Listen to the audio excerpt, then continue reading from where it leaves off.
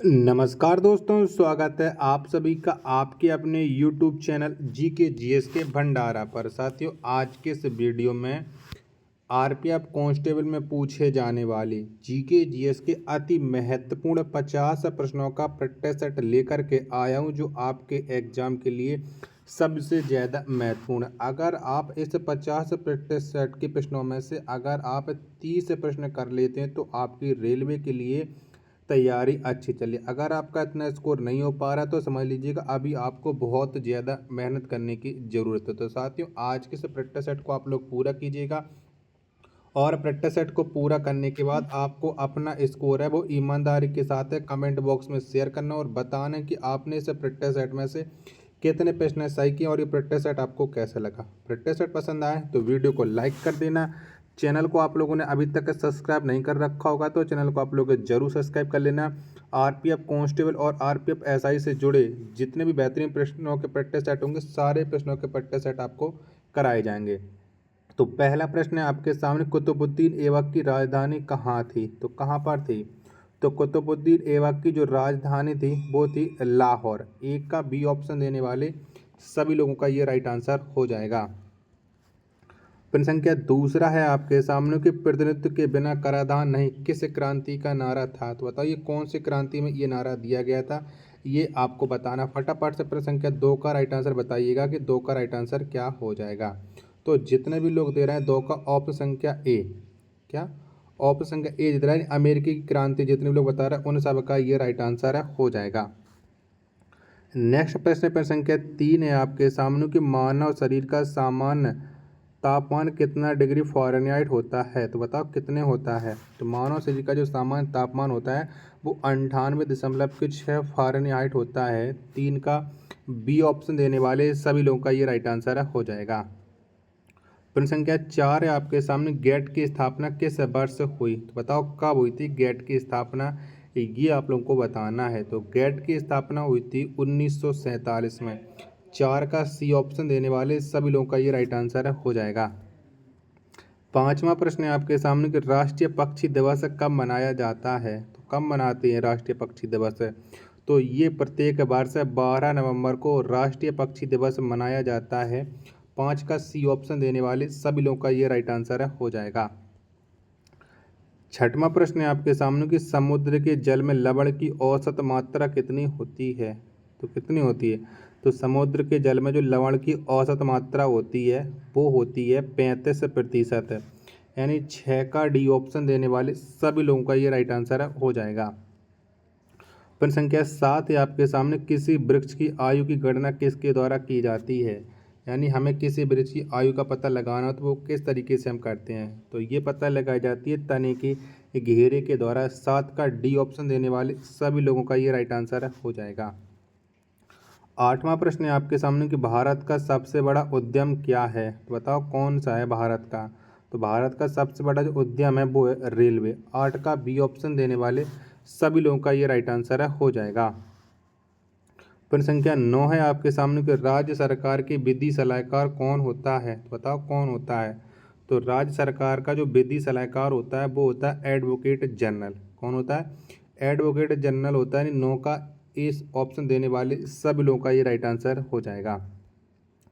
प्रश्न संख्या 10 है आपके सामने कि लोकसभा में शून्यकाल की अधिकतम अवधि कितनी होती है? तो कितनी होती है? तो लोकसभा में जो शून्यकाल की अधिकतम अवधि होती है वो होती है 1 घंटा, यानी 10 का बी ऑप्शन देने वाले सभी लोगों का ये राइट आंसर हो जाएगा। प्रश्न संख्या 11 है आपके सामने कि पंचतंत्र किस काल में लिखा गया था? बताओ कब लिखा गया था पंचतंत्र? तो ये लिखा गया था गुप्त काल में। 11 का डी ऑप्शन देने वाले सभी लोगों का ये राइट आंसर हो जाएगा। प्रश्न संख्या 12 है आपके सामने कि लोक हितवादी के नाम से किसे जाना जाता है? तो बताओ किसको जाना जाता है लोक हितवादी के नाम से? चारों ऑप्शन है वो आपकी स्क्रीन पर सो रहे हैं। तो गोपाल हरि देशमुख को जाना जाता है। 12 का ए ऑप्शन देने वाले सभी लोगों का ये राइट आंसर हो जाएगा। प्रश्न संख्या 13 है आपके सामने कि अंतर्राष्ट्रीय दिनांक रेखा किस महासागर से होकर के गुजरती है? ये आप लोगों को बताना है। चारों ऑप्शन आपके स्क्रीन पर सो रहे हैं, तो फटाफट से बताओ कि अंतर्राष्ट्रीय दिनांक रेखा किस महासागर से होकर के गुजरती है? तो ये गुजरती है प्रशांत महासागर से। 13 का बी ऑप्शन देने वाले सभी लोगों का ये राइट आंसर हो जाएगा। प्रश्न संख्या 14 है आपके सामने कि शरीर की रक्षक कोशिका किसे कहा जाता है? तो बताओ किसको कहते हैं? तो शरीर की जो रक्षक कोशिका कहा जाता है वो कहते हैं WBC को। प्रश्न संख्या 14 का डी ऑप्शन देने वाले सभी लोगों का ये राइट आंसर हो जाएगा। 15वां प्रश्न है आपके सामने, कद्दू दिवस किस तिथि को मनाया जाता है? बताओ कब मनाते हैं कद्दू दिवस? तो कद्दू दिवस ये प्रत्येक वर्ष 29 सितंबर को मनाया जाता है। 15 का डी ऑप्शन देने वाले सभी लोगों का ये राइट आंसर हो जाएगा। 16वां प्रश्न है आपके सामने कि एलिफेंटा दर्रा किस देश में स्थित है? तो बताओ कौन से देश में पड़ता है ये एलिफेंट दर्रा? तो ये स्थित है श्रीलंका में। 16 का सी ऑप्शन देने वाले सभी लोगों का ये राइट आंसर हो जाएगा। प्रश्न संख्या 17 है आपके सामने कि भारतीय रिजर्व बैंक का मुख्यालय कहाँ है? बताओ कहाँ पर है? तो भारतीय रिजर्व बैंक का जो मुख्यालय है वो है बम्बई में। कहाँ पर है? मुंबई में है। 17 का बी ऑप्शन देने वाले सभी लोगों का ये राइट आंसर हो जाएगा।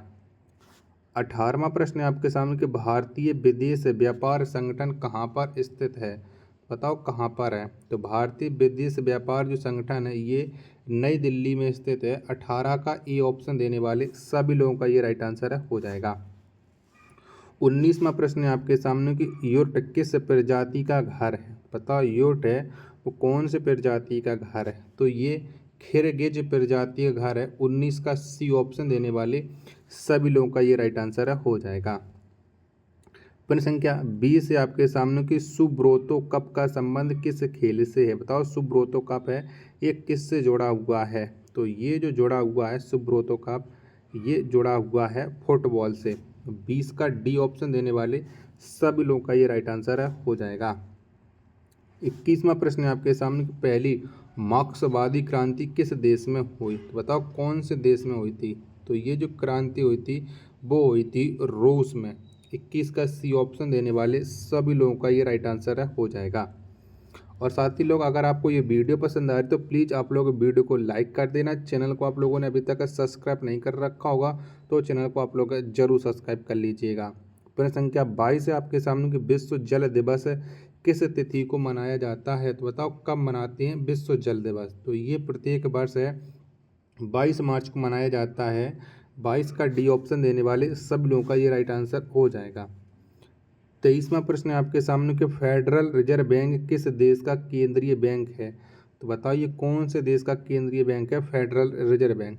तो ये है USA का। 23 का ए ऑप्शन देने वाले सभी लोगों का ये राइट आंसर हो जाएगा। 24वां प्रश्न है आपके सामने कि ओणम किस राज्य का प्रमुख त्यौहार है? तो बताइए कौन से राज्य का प्रमुख त्यौहार है ओणम? तो ओणम है केरल राज्य का। 24 का सी ऑप्शन देने वाले सभी लोगों का राइट आंसर हो जाएगा। प्रश्न संख्या 25 है आपके सामने कि भारत में अंग्रेजी शिक्षा की शुरुआत किसने की? तो बताओ किसने की थी? तो भारत में जो अंग्रेजी शिक्षा की शुरुआत की थी वो की थी मैकाले ने। 25 का ए ऑप्शन देने वाले सभी लोगों का ये राइट आंसर हो जाएगा। प्रश्न संख्या 26 है आपके सामने कि सबसे अधिक शंकुधारी वन किस राज्य में पाए जाते हैं? बताओ कौन से राज्य में पाए जाते हैं? तो सबसे अधिक जो शंकुधारी वन है वो पाए जाती हैं जम्मू कश्मीर में। 26 का सी ऑप्शन देने वाले सब लोगों का राइट आंसर हो जाएगा।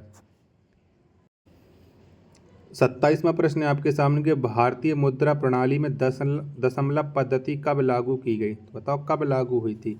तो दशमलव पद्धति है ये 1957 में लागू हुई थी। 27 का बी ऑप्शन देने वाले सभी लोगों का ये राइट आंसर हो जाएगा।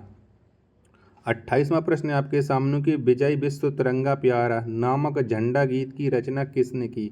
तो बताओ ये गीत किसने लिखा था विजय विश्व तिरंगा प्यारा? तो इस झंडा गीत की जो रचना की थी वो की थी श्याम लाल गुप्त ने। 28 का सी ऑप्शन देने वाले सभी लोगों का ये राइट आंसर हो जाएगा। प्रश्न संख्या 29 से आपके सामने कि ब्लैक फॉरेस्ट किस पर्वत का उदाहरण है? तो बताओ ये कैसा पर्वत है ब्लैक फॉरेस्ट? तो ये एक ब्लॉक पर्वत है। 29 का बी ऑप्शन देने वाले सभी लोगों का ये राइट आंसर हो जाएगा। 30वां प्रश्न है आपके सामने कि राष्ट्रमंडल दिवस कब मनाया जाता है? तो बताओ कब मनाते हैं राष्ट्रमंडल दिवस? तो ये प्रत्येक वर्ष 24 मई को मनाया जाता है राष्ट्रमंडल दिवस। 30 का डी ऑप्शन देने वाले सभी लोगों का ये राइट आंसर हो जाएगा। प्रश्न संख्या 31 है आपके सामने कि नेशनल डिफेंस अकादमी कहाँ पर स्थित है। तो बताओ कहाँ पर पड़ती है ये नेशनल डिफेंस अकादमी। तो ये स्थित है खड़गवासला में। 31 का बी ऑप्शन देने वाले सभी लोगों का ये राइट आंसर हो जाएगा।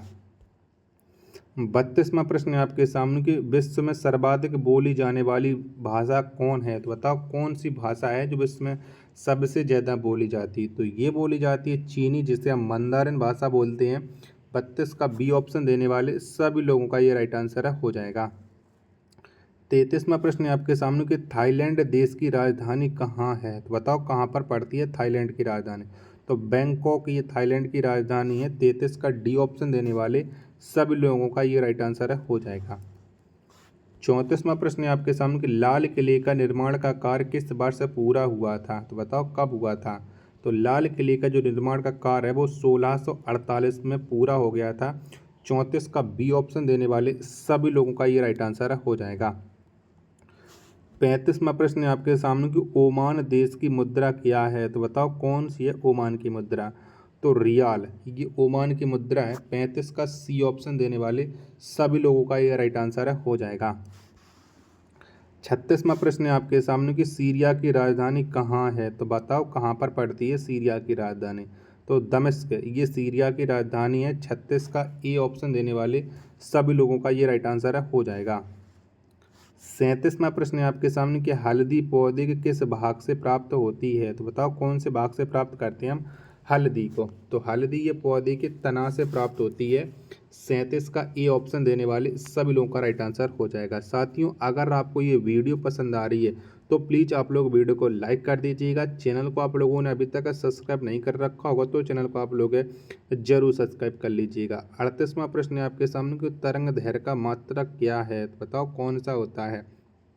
तो तरंग दैर्घ्य का जो मात्रक होता है वो होता है एंगस्ट्रॉम। 38 का डी ऑप्शन देने वाले सभी लोग का राइट आंसर हो जाएगा।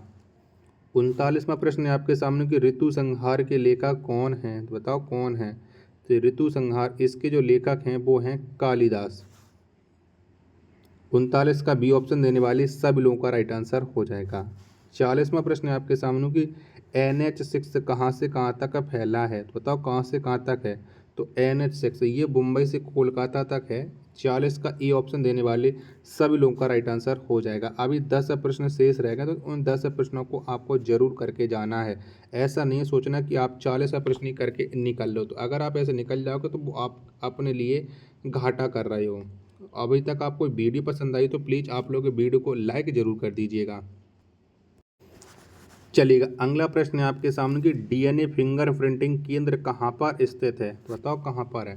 तो DNA फिंगरप्रिंट जो केंद्र है या प्रिंटिंग केंद्र है ये हैदराबाद में स्थित है। 1 का सी ऑप्शन राइट हो जाएगा। दूसरा प्रश्न है आपके सामने कि नाथुला दर्रा किस राज्य में है। तो बताओ कौन से राज्य में पड़ता है ये नाथुला दर्रा। तो ये स्थित है सिक्किम राज्य में। 2 का बी ऑप्शन देने वाले सभी लोगों का ये राइट आंसर हो जाएगा। तीसरा प्रश्न है आपके सामने कि भारत में त्रिस्तरीय पंचायती राजतंत्र की सिफारिश किसने की थी। तो बताओ ये सिफारिश किसने की थी। तो भारत में त्रिस्तरीय पंचायती राजतंत्र की सिफारिश है वो बलवंत राय मेहता ने की थी। 3 का ए ऑप्शन देने वाले सभी लोगों का राइट आंसर हो जाएगा। चौथा प्रश्न है आपके सामने कि टांका किस दो धातु का मिश्र धातु है। यानी जो टांका है वो किन किन से मिलकर के बना होता है। तो ये टिन और सीसा के मिश्रण से बना होता है। 4 का डी ऑप्शन देने वाले सभी लोगों का ये राइट आंसर हो जाएगा। 5वां प्रश्न है आपके सामने कि दक्षिणी गोलार्ध में वर्ष का सबसे लंबा दिन कब होता है। तो बताओ कब होता है। तो दक्षिणी गोलार्ध में जो वर्ष का सबसे लंबा दिन होता है वो 23 दिसंबर होता है। 5 का बी ऑप्शन देने वाले सभी लोगों का राइट आंसर हो जाएगा। 6वां प्रश्न है आपके सामने कि निमोनिया में शरीर का कौन सा अंग प्रभावित होता है। बताओ कौन सा होता है। तो निमोनिया में जो शरीर का अंग प्रभावित होता है वो होता है फेफड़ा। 6 का सी ऑप्शन देने वाले सभी लोगों का ये राइट आंसर हो जाएगा। प्रश्न संख्या 7 है आपके सामने कि 1893 में शिकागो में संपन्न विश्व धर्म सभा में भारत के प्रतिनिधि कौन थे। तो बताओ कौन था। तो 1893 शिकागो में संपन्न विश्व धर्म सभा हुई थी। इसमें जो भारत के प्रतिनिधि किया था वो किया था स्वामी विवेकानंद ने। 7 का बी ऑप्शन देने वाले सभी लोगों का ये राइट आंसर हो जाएगा। 8वां प्रश्न है आपके सामने, किस संविधान संशोधन के तहत राष्ट्रपति मंत्रिपरिषद की सलाह मानने के लिए बाध्य है? तो बताइए कौन से संविधान संशोधन के तहत है? तो ये बाध्य रहती है 42वें संविधान संशोधन के तहत। 8 का बी ऑप्शन देने वाले सभी लोगों का ये राइट आंसर हो जाएगा। 9वां प्रश्न है आपके सामने कि इंस्टीट्यूट ऑफ लाइफ साइंस कहाँ पर स्थित है? बताओ कहाँ पर है? तो ये स्थित है भुवनेश्वर में। 9 का ए ऑप्शन देने वाले सभी लोगों का राइट आंसर हो जाएगा। 10वां और आज का ये अंतिम प्रश्न है कि बरौनी तेल सोदा कारखाना किस देश के सहयोग से बना? तो बताइए कौन से देश के सहयोग से बना था? तो ये बना था सोवियत रूस के सहयोग से बरौनी तेल सोदा कारखाना। 10 का सी ऑप्शन देने वाले सभी लोगों का ये राइट आंसर हो जाएगा। साथियों, अगर आपको ये वीडियो पसंद आई तो वीडियो को आप एक बार लाइक कर देना। चैनल को आप लोगों ने अभी तक सब्सक्राइब नहीं किया होगा तो चैनल को आप लोग जरूर सब्सक्राइब कर लेना। मिलते हैं अपने नेक्स्ट वीडियो में, तब तक के लिए धन्यवाद। जय हिंद मेरे प्यारे साथी।